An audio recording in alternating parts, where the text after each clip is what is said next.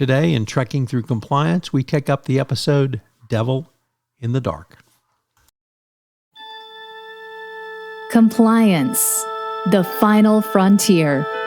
Tom Fox is the voyager of Trekking Through Compliance. His mission? To explore the original series and seek out and share what it can teach you about compliance. Here's your host, Tom Fox.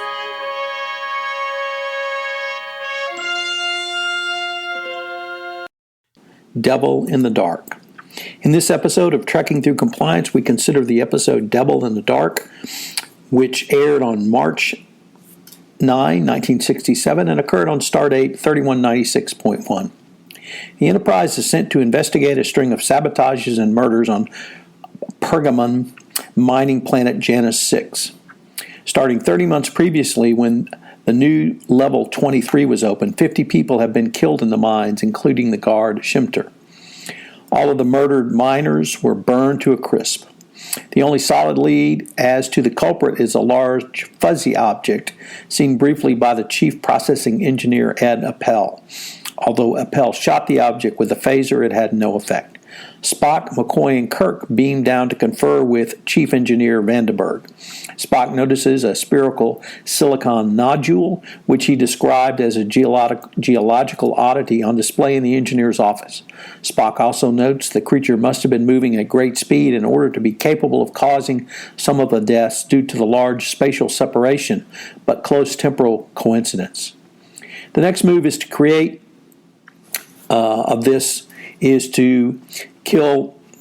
The next move by the creature is to kill the guard of the PXK reactor room and remove the main circulating pump of the reactor, placing it in danger of going supercritical. Scotty is able to rig a replacement, but expects it to last only 48 hours. Spock and Kirk speculate that the creature may be based on silicon instead of carbon form of life, and suggest if that were the case, then Phaser 2 would be much more effective than the Phaser 1 used by the miners. They equip a landing party with Phaser 2 and go in search of the creature. The creature finds one of the search party and promptly fries it. Spock examines a nearby tunnel and discovers it to have been newly cut. The creature then shows itself and is fired upon. It escapes, but it blasts chips off of a chunk of fibrous silicon material, which is apparently its skin from the phaser fire. The rock-like creature is then located by Spock's tricorder tunneling through solid rock. Spock finds there is only one creature and has second thoughts about killing it, but Kirk is firm in his determination to destroy the creature. Kirk wants Spock to remain behind rather than join the Kirk is then trapped in the creature's lair, containing many nodules after the roof collapses. Kirk tells Spock that the creature is 10 feet away from him, and Spock rushes to the scene. Spock mind-melds with the creature, but does not physically touch it because of the corrosive acids it emits. Spock discovers that the creature is in pain, and the creature uses the knowledge it has gained from the melding experience to tell Spock and Kirk that it is peaceful by corroding the words "no kill I" in stone. Spock then actually touches the creature, which he has learned calls itself a Horta. Spock discovers that the mining activity has accidentally killed off many of the Horta's eggs, which are, of course, the silicon nodules that we saw in Engineer Vandenberg's office. Meanwhile, the mine owners overpower the security detail from the Enterprise and storm in to kill the Horta. However, they relent when Spock informs them that all of the Hortas, but this one, have died off as a normal part of a 30,000-year reproductive cycle. Spock further explains that the Horta must now protect the eggs, which are being accidentally destroyed by the miners, so that its kind can flourish again. In fact, the miners become big Horta fans when Kirk suggests they can take advantage of the Horta's tunneling abilities to get profitable deposits. As the Enterprise prepares to leave, Vandenberg informs Kirk that he and his men are getting along well with the Hortas, although adjusting to their appearance is a little difficult. Spock mentions to Kirk that the Horta found human appearance repulsive. However, Spock reports that the Horta apparently liked his pointed ears, and he did not have the heart to tell him that it was the ears were not a universal human characteristic. So what's the fun fact from today's episode? Arthur Clarke once remarked in 1995 of Star Trek, the original series, Devil in the Dark was the only episode he could recall, stating, "It impressed me because it presented the idea, unusual in science fiction then and now, that something weird and even dangerous need not be malevolent. This is a lesson that many of today's politicians have yet to learn." How prescient that was.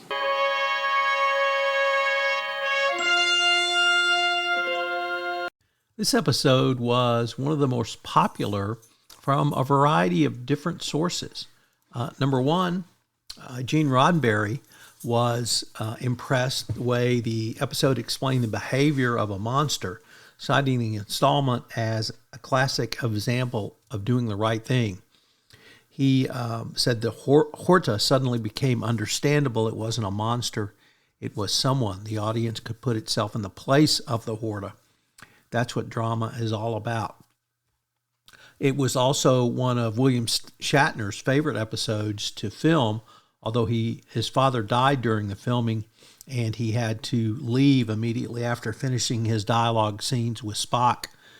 And even Arthur C. Clarke remarked in 1995, this was the only episode he could recall, stating, "It impressed me because it presented the idea, unusual in science fiction then and now, that something weird, even dangerous, need not be malevolent. This is a lesson that many of today's politicians have yet to learn." And he said that in 1995. Boy, was that prescient.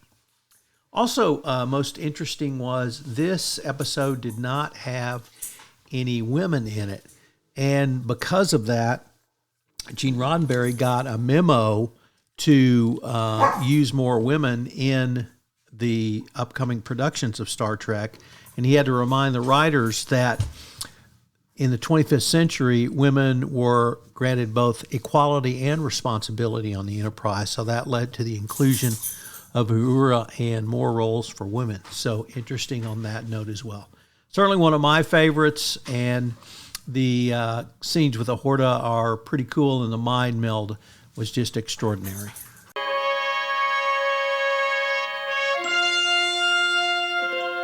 So what are some of the ethical lessons from this episode, A Devil in the Dark? I believe there are multiple insights that a compliance professional can apply to address multiple workplace challenges. So some of them include promoting cross-cultural understanding and inclusion.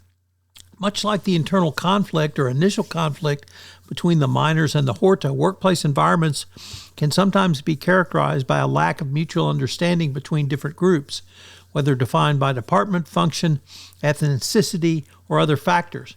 Compliance teams should spearhead initiatives that foster open dialogue, empathy, and appreciation for diverse perspectives. Extending ethical consideration beyond human stakeholders. Compliance frameworks often focus primarily on protecting the rights and well-being of human employees and customers.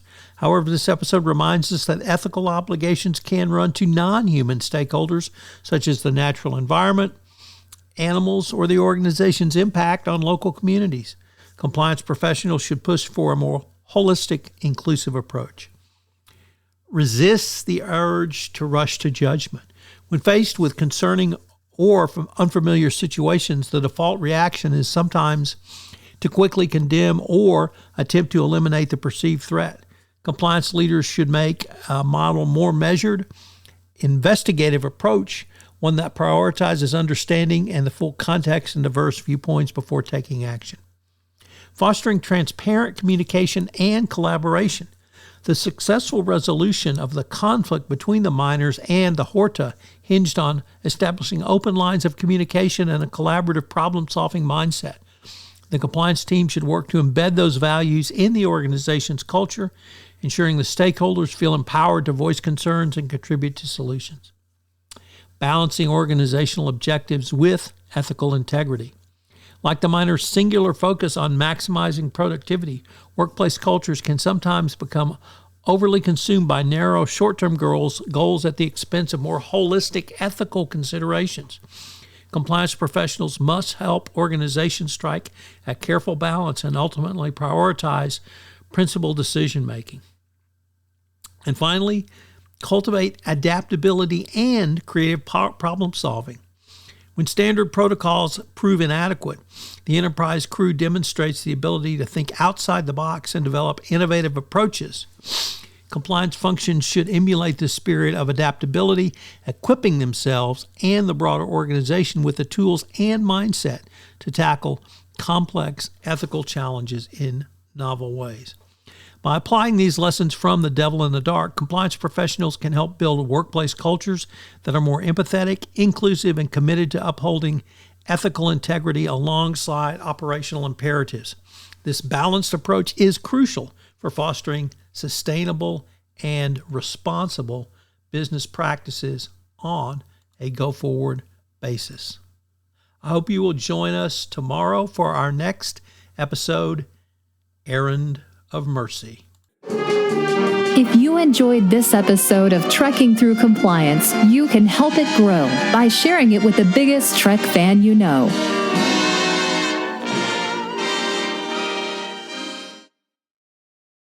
This podcast is a part of the C-Suite Radio Network. For more top business podcasts, visit c-suiteradio.com.